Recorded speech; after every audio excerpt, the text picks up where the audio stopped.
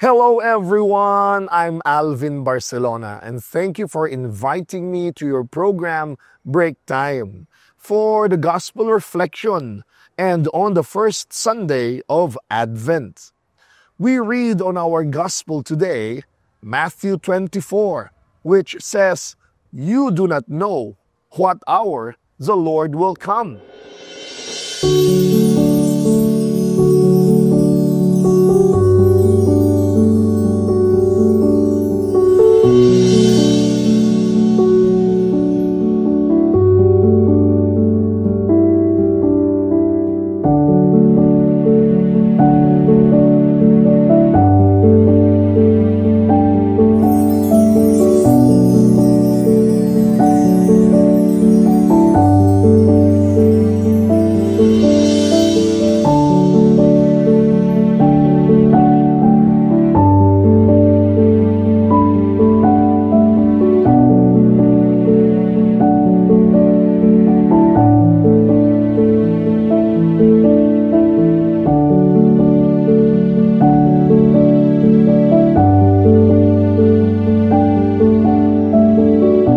We're talking about Advent.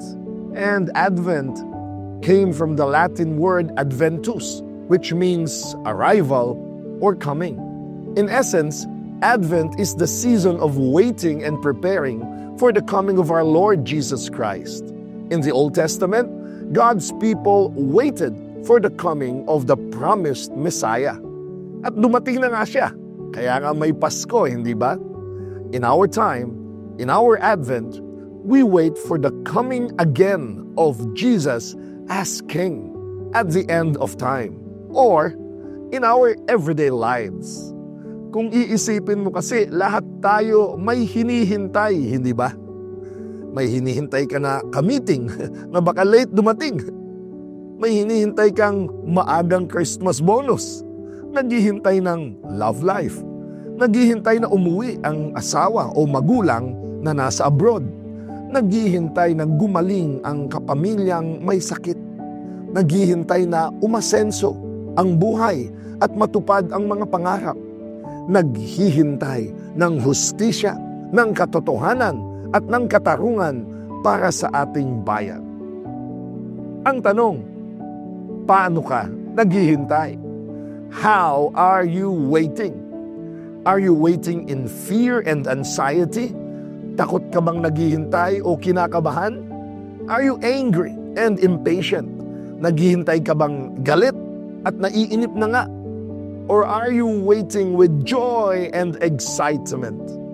Para ulit magulang o asawa na uuwi galing sa abroad, hindi ba? Depende sa kalagayan mo ang iyong paghihintay. Dahil kung okay ang lahat, nabayaran ang dapat mabayaran, ang mga anak ay maayos ang kanilang kalagayan at pag-aaral, abay excited ka na dumating ang asawa o ang magulang. Pero kung may atraso ka, baka hindi nabayaran yung mga utang o baka bagsak sa pag-aaral ng mga anak, abay kinakabahan ng lahat pagdating ng asawa. Pero wala namang problema kung may atraso ka, hindi ba? Dahil pag may nasira, ayusin. Pag nagkamali, ituwid. Pag nagkasala, humingi ng tawad. It's very interesting that Isaiah 40:31 also speaks about waiting. Ang sabi dito, "Those who wait upon the Lord will renew their strength. They will soar on eagle's wings. They will run and not grow weary. They will walk and not be faint." Pero interesting dito, sa ibang version, ang sinasabi, "They who hope in the Lord." Sa isa namang version, ang sinasabi naman, "They who trust in the Lord." Oh, bakit iba-iba? Kasi sa original na pagsulat nito sa Hebrew language, isa lang ang salita para sa waiting, hoping, and trusting. Kava. Ang ganda, hindi ba? Parang may kava sa iyong paghihintay. Pero sinasabi sa atin na ang paghihintay ay dapat na may kalakip na pag-asa at pagtitiwala. Kaya ka nga naghihintay, hindi ba? Dahil umaasa ka at nagtitiwala, naniniwala, nananampalataya na yung hinihintay mo ay darating at darating din. Lalo na kung ang tunay na hinihintay mo nga ay ang pagdating ng ating Panginoong Hesus. Nakatunayan ay dumating na nga. Kaya nga, Emmanuel, God is with us.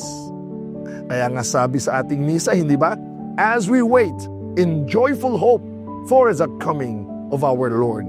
Lalong-lalo na sa taong ito, Jubilee Year of Hope. We are pilgrims of hope.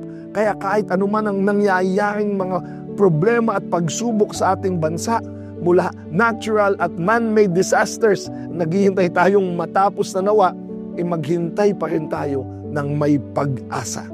Dahil uulitin ko, anuman ang hinihintay natin, sino man ang hinihintay natin, lalo na nga kung ang pagdating na muli ng Diyos sa ating buhay, we wait in hope and trust that by God's grace and mercy, mayroong magandang mangyayari sa ating lahat. God bless us all. Have a blessed Advent season.